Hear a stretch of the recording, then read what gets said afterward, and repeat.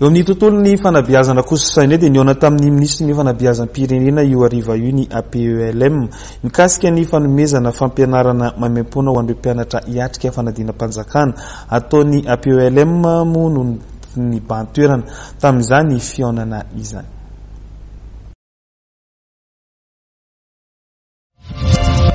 Nisy ny fianany APELM sy ny ministra fampianarana io ariva io nanamafisany lahetsika ho karakarain'ny APELM amin'ny fanomezana cours gratuit ho an'ireo mpianatra hiatrika fanadinam-panjakana. Nisy arak'izany ny fanolorana fitaovam-pampianarana toy ny lakre, ny taratasy fotsy ary ny kapila mangirana asiana ilay cours. Vonina isolo toerana an'ireo mpampianatra zay miziriziry mitokona ko maninona tokoa moa raha ohatra ka ny efitrano zay tokony nampianaran'ireo mpampianatra mitokona ireo no avela idiran'izy ireo mba hampianarany ny zanabahoaka. Fahitanay azy tsy de maro manahoana le mpampianatra mitokona ireo to fa izy ireo moa manana fomba fiasa ary indraindray araky ny teniny Andriamatoa filoha teo tsy azonay antoka fa mpampianatra daholo izy ireo satria tsy fihetsika mpanabe ny fihetsika asehon'izy ireo andavanandro fa efa misy fanarana mitandro ny filamina ka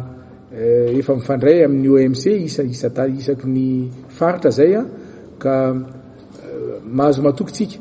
fa ho vonina ny mpitandro ny filaminana iaro an'izy ireo raha sanadrika misy manontona azy. Nanamafy ny filohan'ny APELM fa isekoly roa hisokatra hanomboana ny fianarana raha ampitso eny Anosizato sy Anosibe. Tsy maintsy mandeha ty zay ny teninay APELM hatramin'ny farany ampy ny isanay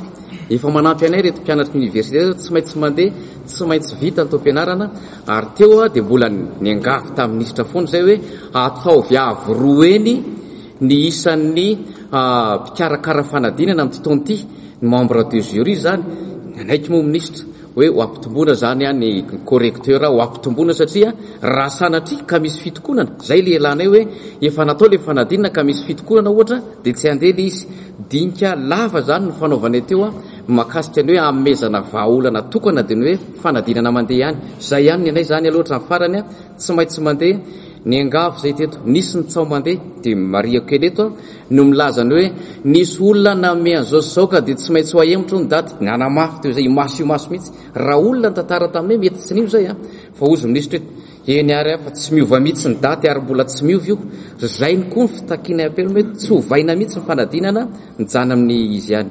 Marina fa fanomboana ihany ity eto Antananarivo manomboka raha ampitso ity fa itoy eny amin'ny faritra hafa ny hetsika araka ny fandaminana voalaza ihany koa fa efa vonona ny fanapariahana ny lazadina CPE sy ny fitentohana fandriampahalemana amin'ny hetsika izay totosain'ny APELM manomboka raha ampitso.